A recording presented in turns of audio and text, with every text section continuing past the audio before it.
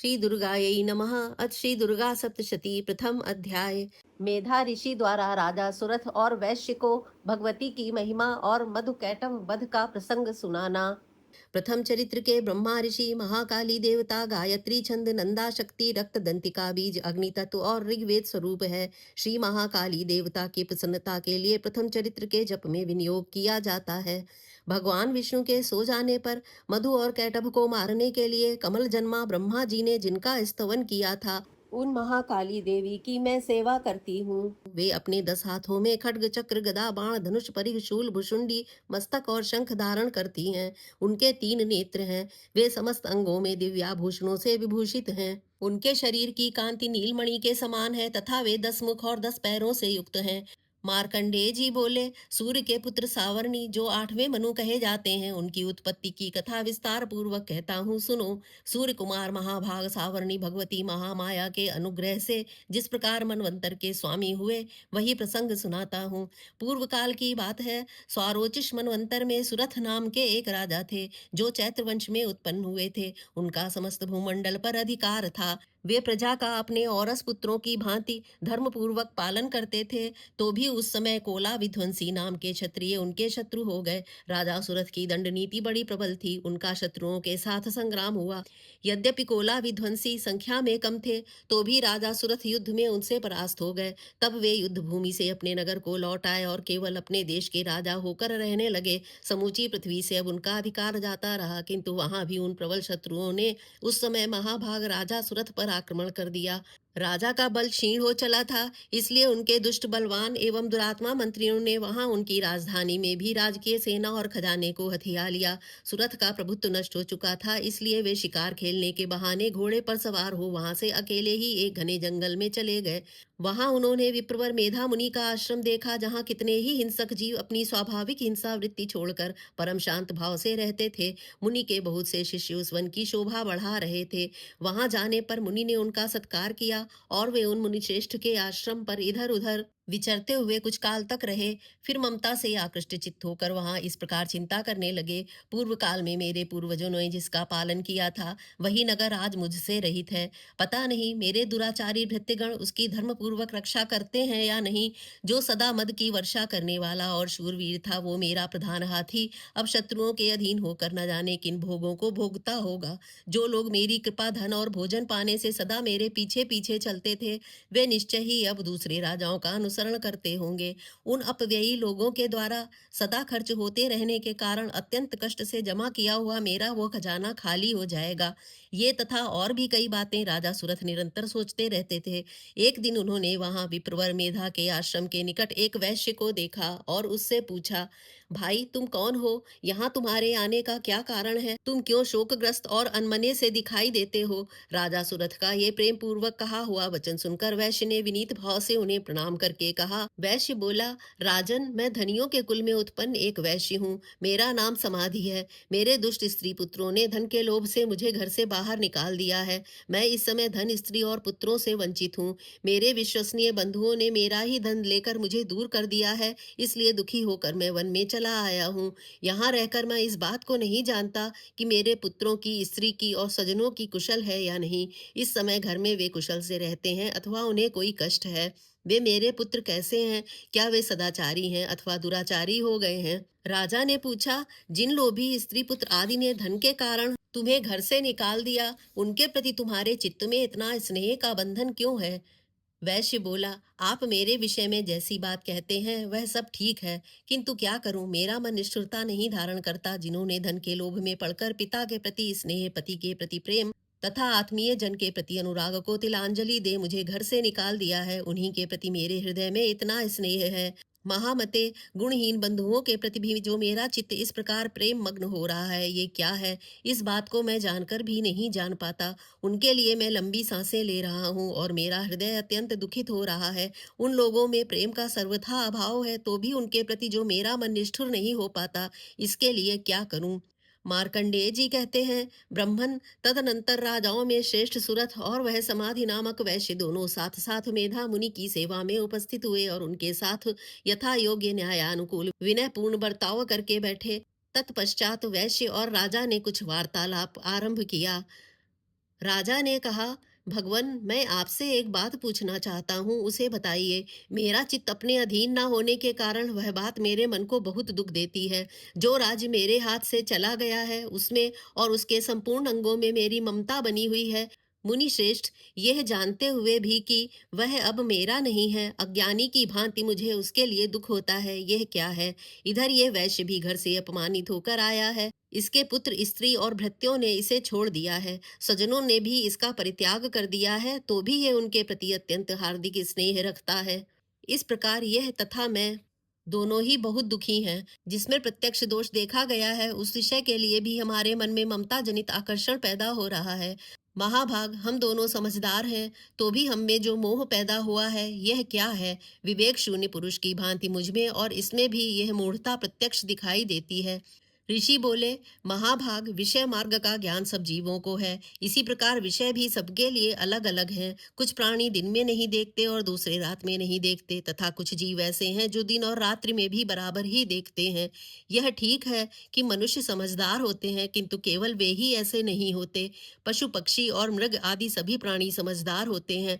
मनुष्यों की समझ भी वैसी ही होती है जैसी उन मृग और पक्षियों की होती है, तथा जैसी मनुष्यों की होती है वैसी ही उन मृग पक्षी आदि की होती है। यह तथा अन्य बातें भी प्रायः दोनों समान ही हैं। समझ होने पर भी इन पक्षियों को तो देखो, ये स्वयं भूख से पीड़ित होते हुए भी मोहवश बच्चों की चोंच में कितने चाव से अन्न के दाने डाल रहे हैं। नरश्रेष्ठ, क्या तुम नहीं देखते कि ये मनुष्य समझदार होते हुए भी लोभवश अपने किए हुए उपकार का बदला पाने के लिए पुत्रों की अभिलाषा करते हैं?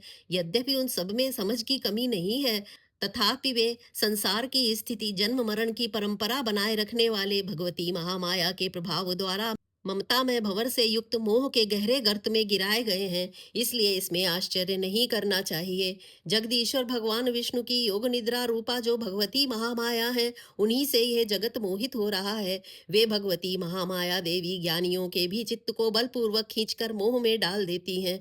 वे ही इस संपूर्ण चराचर जगत की सृष्टि करती हैं, तथा वे ही प्रसन्न होने पर मनुष्यों को मुक्ति के लिए वरदान देती हैं। वे ही पराविद्या, संसार बंधन और मोक्ष की हेतु भूता सनातनी देवी तथा संपूर्ण ईश्वरों की भी अधीश्वरी हैं।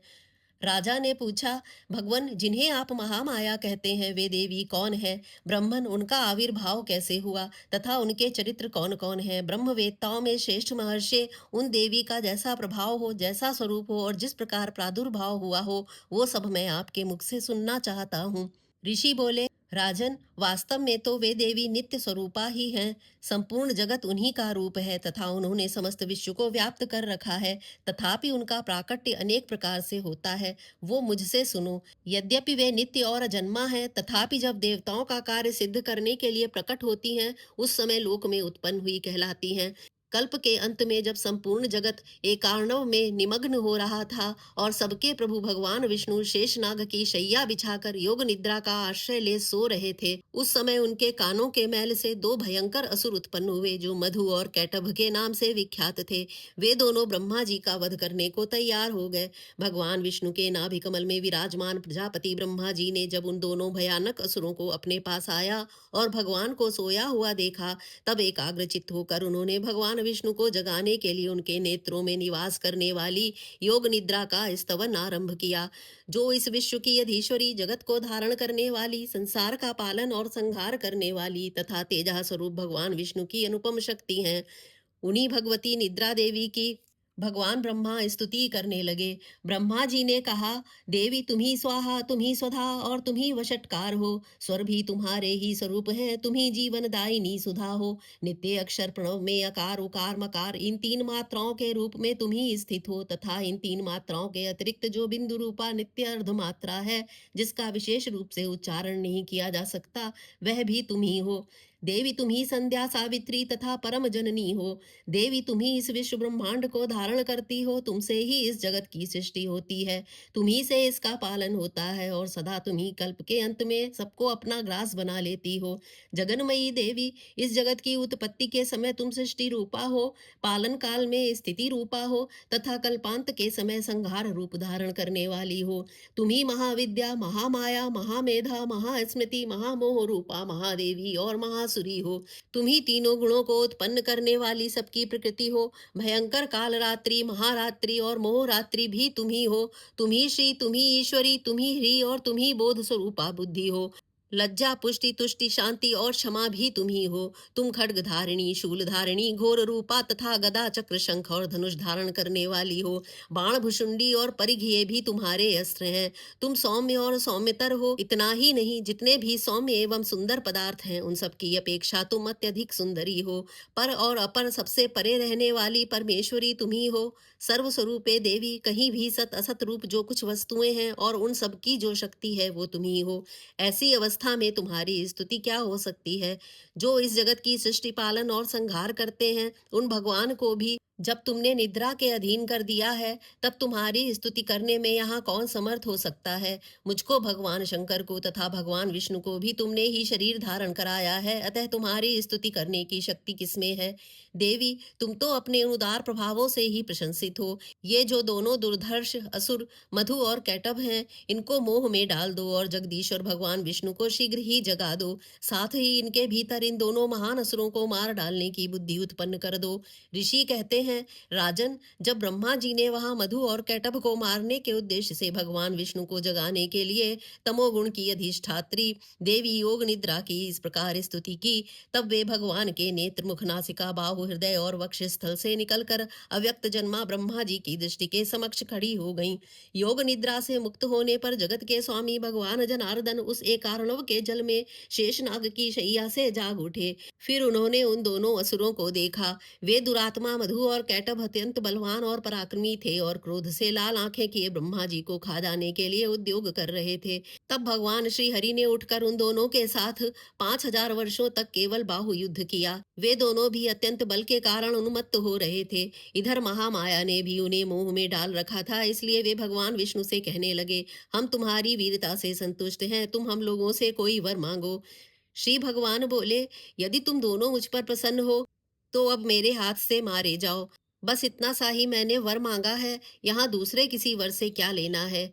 ऋषि कहते हैं, इस प्रकार धोखे में याद आने पर जब उन्होंने संपूर्ण जगत में जल ही जल देखा, तब कमल नयन भगवान से कहा, जहां पृथ्वी जल में डूबी हुई ना हो, जहां सूखा स्थान हो, वहीं हमारा वध करो।